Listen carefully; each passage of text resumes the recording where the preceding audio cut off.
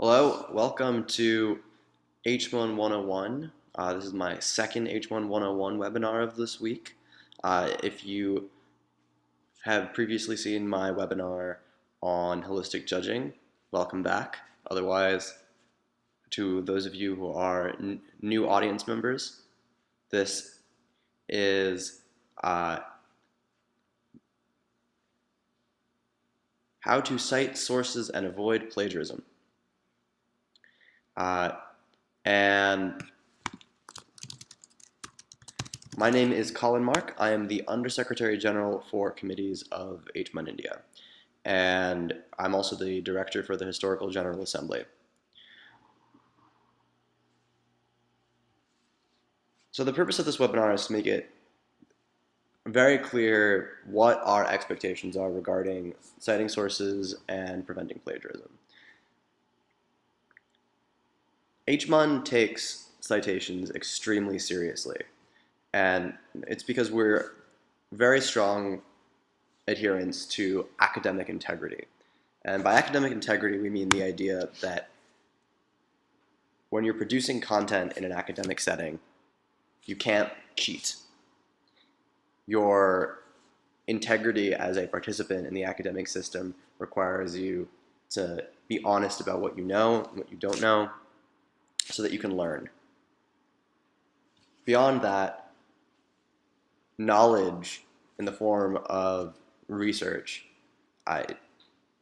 usually qualifies as intellectual property, which means that the person who has gone through the work of conducting the studies that have become your research and publishing it, and they do that for a living, owns that content. And you can't just take their content and claim that it's yours, because it's tantamount to stealing from them the product of their work.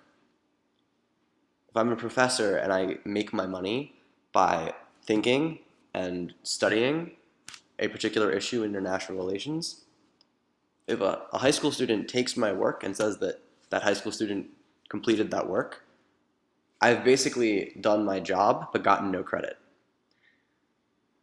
So the point of citations is to give that credit to the people who are responsible for giving you the information that you're using to participate in HMUN. So that's the logic behind academic integrity. In terms of the policies around academic integrity, so as much as I'd like everyone to be inspired by what I just said, again, academic integrity is something that we take extremely seriously, which means that delegates that are caught plagiarizing will not be eligible for awards, and schools that have a consistent pattern of plagiarism may be asked not to return to HMUN in following years. Or schools that have a rampant pattern of plagiarism may see all of their delegates disqualified from awards, or the school collectively disqualified from delegation awards, depending on how widespread the problem is and the severity of the plagiarism. So even if you don't agree that it's important to cite sources for the sake of the people who wrote the sources, I hope you'll recognize how seriously H1 India takes this, and out of respect to us and our rules, we'll follow these rules, and otherwise we're going to be in the difficult position of having to enforce these consequences, and that's the last thing we want to do. So that's the idea in principle. We don't want you to steal people's work, and if you do it, there'll be consequences. So how do you avoid stealing people's work? How do you practice academic integrity in the context of HMUN India? So the two real problem areas for plagiarism, and by plagiarism we mean taking someone else's work and claiming that it's yours, the opposite of academic integrity. The two real problem areas are position papers and documents produced in committee, so working papers and draft resolutions. So those will be the two sections of this talk. Position papers are documents that you have a lot of time to work on. We expect them to be very thoroughly researched, and we expect that the arguments you make in your position papers are backed up by research, which means that you will be using the ideas from your research in your position papers. This means we have a very high standard for the amount of credit you give to your sources in your position papers. These documents need to have complete academic citations, and they need to be in the form of a respected citation system. So there are a number of different systems for how you can properly cite information. A citation is the way that you list where you got your information and how you give credit where credit is due. So what I'd encourage you all to do is when you're done with this webinar, or actually no, right now, pause the webinar if you're watching the recording of it, and otherwise, if you're watching live, then do this along with me. Go to Google and look up Guide to MLA Citations. So the Modern Language Association is one organization that produces a full guide to standardize the way that sources are cited in documents. So if you're using the MLA system, everyone will, because of MLA is so familiar, everyone will be able to understand what your citation means. So they'll know if you list a number, whether or not that number means the year or the page number in the book you're using. So it's important that you follow one of these standardized processes. We don't care which ones you use. Two of the most common are Modern Language Association, or MLA, and the Chicago system. If you don't have a preference, like if you haven't learned how to do this already in school and have been taught a particular system, I would encourage you to stick with MLA. That's the one that most Harvard students use most of the time, and so it'll be by far the easiest one for us to immediately recognize. But we don't have any preference, and it will not in any way affect the way that we evaluate your work, as long as the system that you're using is a real system that publishes a guide that can be easily found. And so once you have picked a system for how you're going to cite your sources, we expect you to cite your sources in two ways within the position paper. We need you to use footnotes, which you use to indicate where within the source you have information that you've taken from another source, and a bibliography, which is a more detailed list of all of your sources that have made it into the document. This, by the way, does not need to include every single source that you've looked at, just every source that you have drawn upon for the document that you're writing. So a lot of what you look through as you research for H1 you're going to determine isn't relevant, and part of research is finding the sources that are relevant to your work. So you only need to list in your bibliography those sources you actually end up working with for the position paper, which means that everything that is in your bibliography will most likely have a footnote pointing out where in your source you used it. And by the way, you don't necessarily need to use footnotes. There are three ways that you can do the equivalent of footnoting. So one of them is a footnote, which is a number in superscript at the end of a sentence that is linked to that same number at the bottom of the page, so at the foot of the page, where there's a citation in what would be called note form. So for note, for a footnote, or for the second kind, which is endnote. And again, if you're looking at a citation guide like the Modern Language Association's guide, there'll be a very clear division between a note format, which you use for a footnote or an endnote, and the bibliographical citation, which is longer and used for bibliography.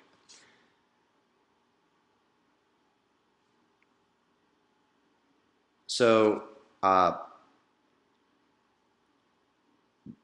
footnote is indicated by the fact that it's at the bottom of the page that the number appeared at the end of a sentence.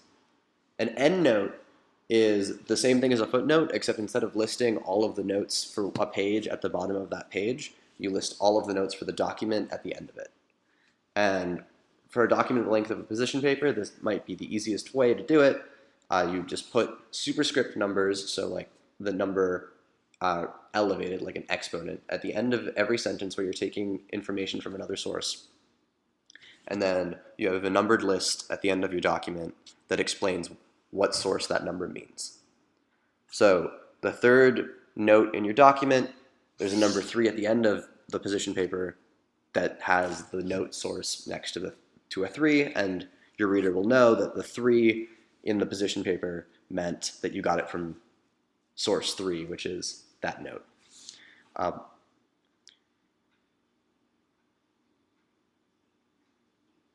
A lot of what I'm saying is going to be hard to visualize if you've never seen full academic citations, so I'm going to reiterate the most important thing you can get out of this webinar is that we expect you to look up a rigorous citation style, most likely modern language association, and teach yourself how modern language association expects academic sources to be cited.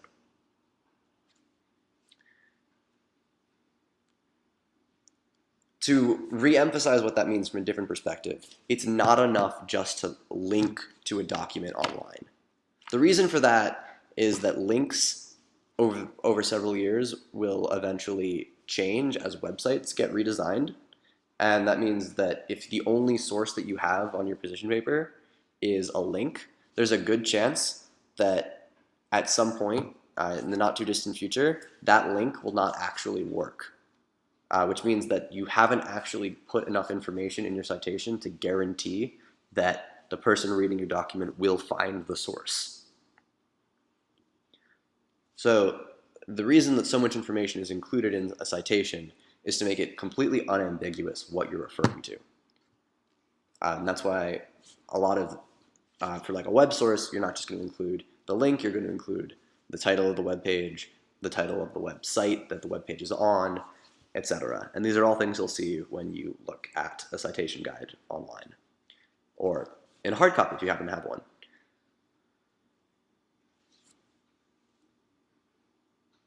So this is the big issue with position papers.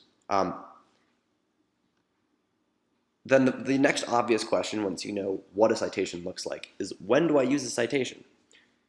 So you use the citation whenever the information that you're using is not something that you created yourself.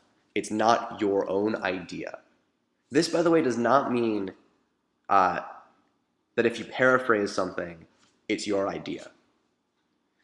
To make something your idea, it needs to be something you came up with on your own, where if you wrote about it, no one would be able to read it and say, this was not this person's idea.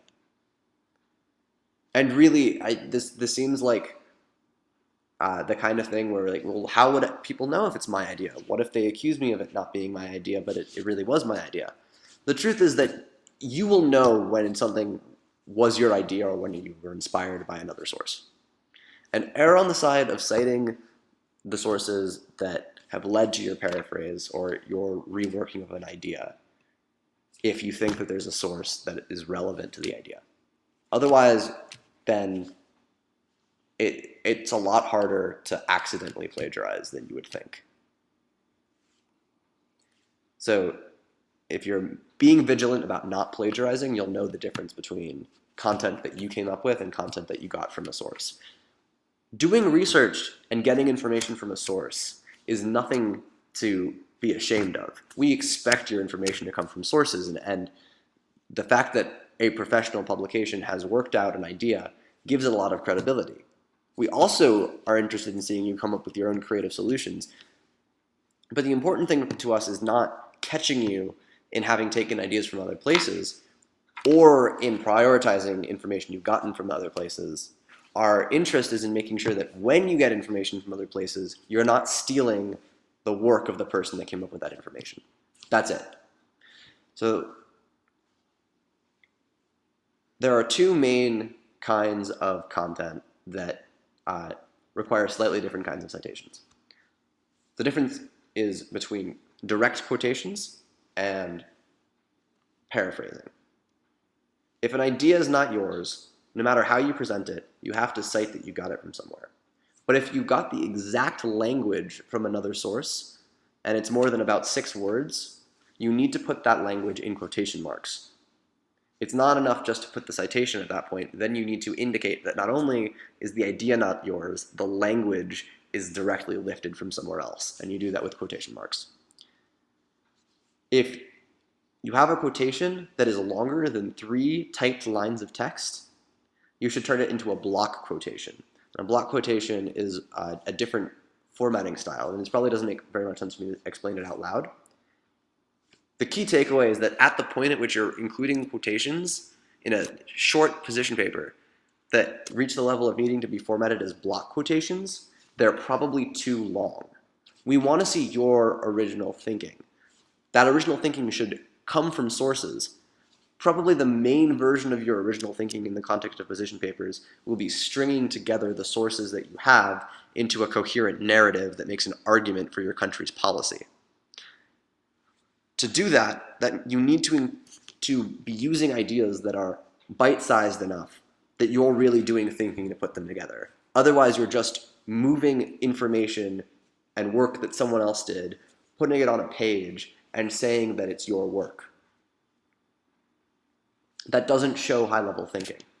Now, I can see the case for seeing a source and concluding that that source, written by an expert, does a better job of explaining a concept than you could expect to as a high school student. And therefore, it would seem like it would make sense to just submit that source as your position paper. But that's still plagiarism. Our assignment to you is not to produce a work that has academic merit in and of itself. Our assignment to you is to create a new product for the context of this academic simulation that's meant to teach you something. And you're not learning anything by reiterating what an expert said in several paragraphs about your country's position. And then building further on that, we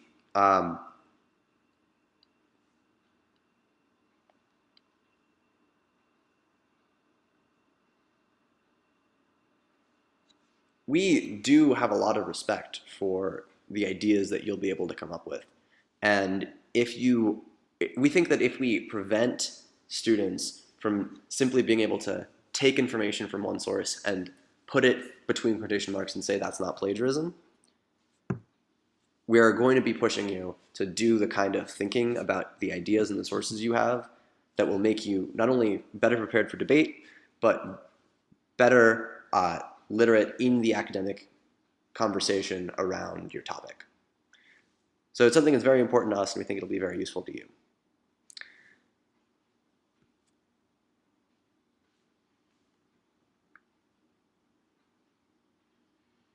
Okay. So we've discussed where to find how to write a proper citation. We've discussed the difference between citing work you've paraphrased and citing work that's a direct quotation needs to be in quotation marks. And we've discussed the importance of ensuring that you're not quoting so much information or drawing so heavily on your sources that you're really not doing original work in the production of the document. The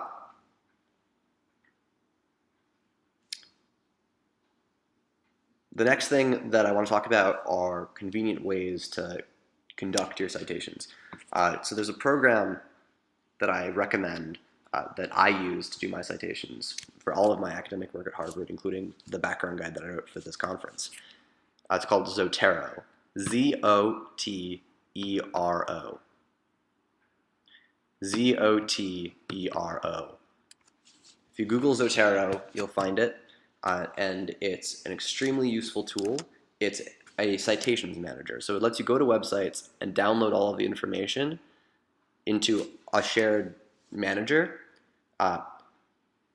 so that all of the information you need to do your citations is automatically stored on your computer. And then once you have all that information, Zotero will do the citations for you automatically.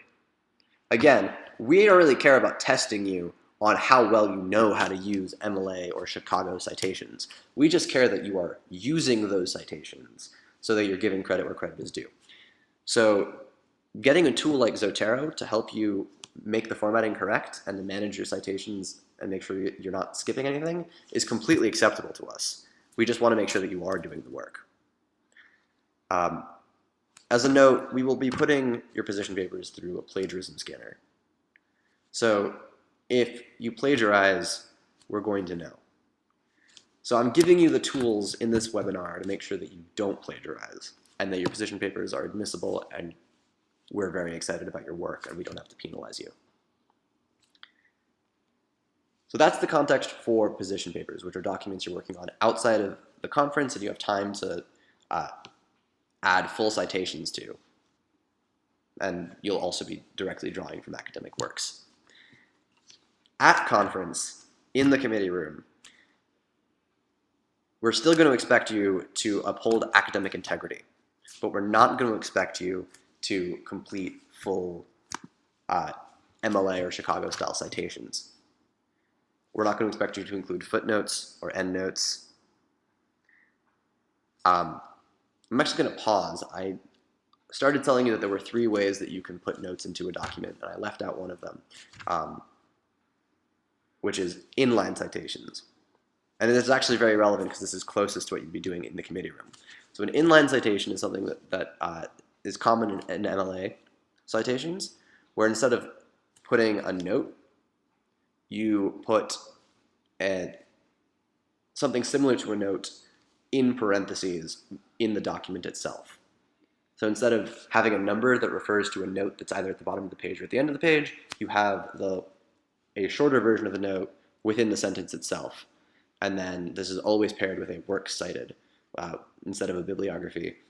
And the idea is that people who are reading your document will see the inline citation and will compare it to the relevant source in the works cited to understand what the inline citation means. And I know that probably doesn't make a lot of sense said out loud, but if you research MLA, as I've encouraged you to do so, you'll come across this, and I want you to know that it's acceptable. In the context of the committee, these kind of inline citations are much closer to what we expect from you, without the works cited, without a bibliography, without footnotes, without endnotes.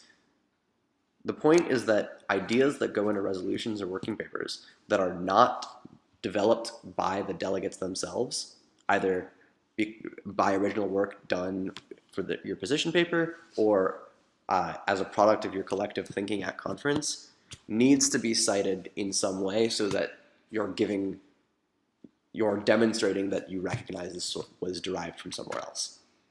But no one is going to be taking your resolutions or working papers and trying to find the sources that you're referring to in the same way they would be in an academic publication, which is the style we want you to write your position papers in. So there's no mandate to have the full detail. Like, for example, there wouldn't be the same kind of problem that would be posed by having the link but not the name of the site and the link going dead. The only thing that's relevant is what the actual source is that you've derived the idea from. So if you're writing a working paper and you have a clause, and the clause is basically an updated version of a clause that was in a different document. So say that you're writing a resolution on for the Disarmament International Security Committee, and the topic is state boundaries in the Middle East. And there's a really great clause that sets a good precedent in a resolution passed by the Arab League. So you want to use that same language because that's the precedent. That's fine, that makes sense. But you have to say that the language you're using came from the document passed by the Arab League and specify what that document is. Otherwise, you're claiming that you came up with the idea when you didn't. You got it from the Arab League document, and your thought was to bring it into the UN resolution.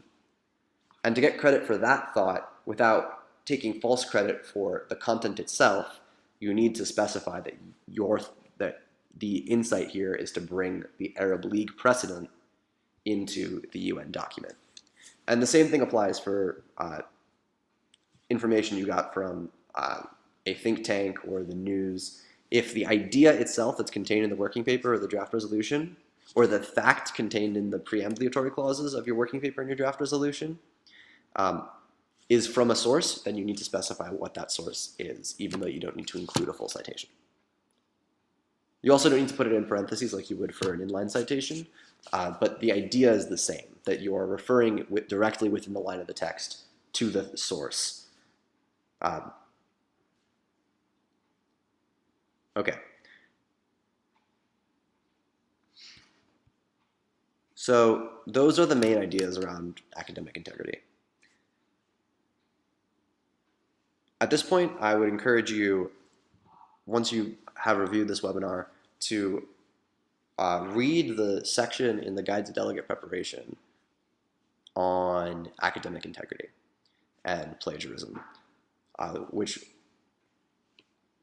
concretizes a lot of what I've said in this webinar.